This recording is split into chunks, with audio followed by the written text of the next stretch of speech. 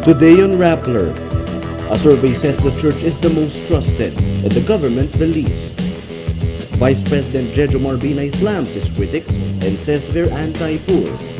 And police say a video made by the Ottawa gunman shows his attack was driven by ideology. Hello, I'm Paterin West Makel. Welcome to Rappler, your social news network. A survey conducted by the Philippine Trust Index on Public Trust reveals the church is most trusted, while the state least trusted. The church has 75% of the general public saying they trust it very much, while the Senate has a mere 7% and the Office of the President 16%. The country's top 100 corporations subscribe to the Philippine Trust Index. It represents the opinion of 1,626 Filipino respondents from various backgrounds all over the country. The survey data was gathered from May to June 2014. The Philippine government calls for the temporary seizure of detained Senator Bong Revilla's assets amounting to 224 million pesos or $5 million. The Office of the Ombudsman files the motion Monday before Anti-Graft Court Sandigan Bayan. Once seized, the assets will be under judicial custody until the court rules on Revilla's case. Revilla faces a plunder charge for allegedly pocketing 224 million pesos from public funds. Earlier, the Anti-Money Laundering Council found indications of money laundering in the Revilla's family's individual bank accounts. Vice President Jejomar Binay turns the controversy over alleged overpriced Makati buildings into a war of the classes. Referring to critics Interior Secretary Mar Rojas and Senator Antonio Trillanes, he calls them elitists and anti-poor. He says whoever thought of using the term nog-nog, a slur against the dark-skinned, are, quote, wealthy hacienderos. The Bureau of Immigration bars the German boyfriend of slain transgender Filipino woman Jennifer Laude from leaving the Philippines. Mark Susselbeck was scheduled to leave Manila Sunday, but the Bureau says his departure was deferred due to a pending deportation case. He was charged with undesirability after entering Camp Aguinaldo's premises on October 22 during a protest. Susselbeck confronted a soldier who tried to prevent him and Laude's sister Marilu from entering the camp. The Ottawa shooter took a video of himself right before the attack. Police on Sunday said Michael zehaf-bibeau was inspired by ideology, labeling it a terrorist attack. Susan Bibeau says her son wanted to travel to Saudi Arabia to study Islam, not Syria to join militant fighters. She adds zehaf-bibeau sank into deep depression when his passport application was repeatedly denied.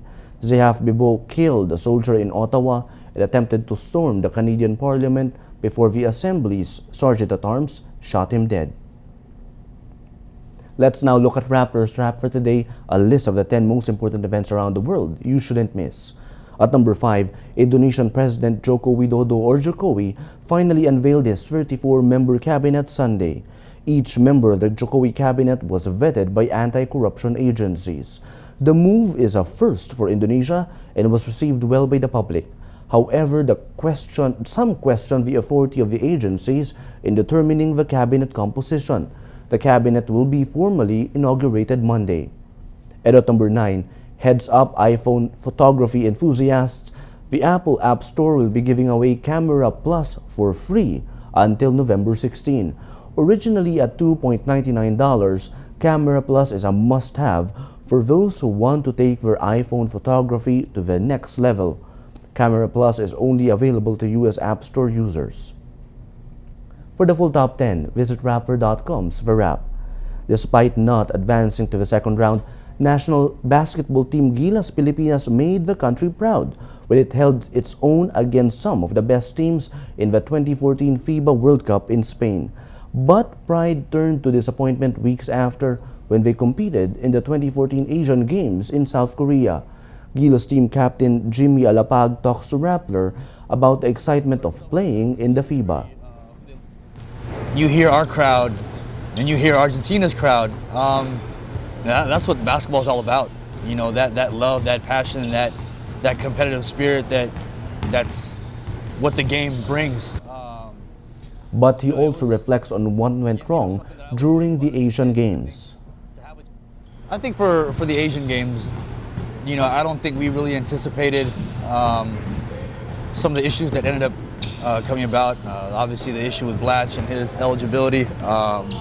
Some of the injuries that we had to some of our key guys. But at the end of the day, you know, we don't want to give excuses. We went to Korea with the best intentions to go out there and fight the best we could. You know, it's obviously Every story on Rappler has a mood meter which gives you 8 emotions to choose from. Click how you feel and your vote comes down to the Mood Navigator. It's a red day on our Mood Navigator today. And the story that got the most number of votes, government seeks to confiscate Revilla assets, 40% angry. This story and the other red stories on our Mood Navigator today all contributed to the mood of the day. Today, most people are angry. That is Rappler's Newscast for today, Monday, October 27, 2014. I'm Paterno Esmaquel. As we say at Rappler, tomorrow begins today.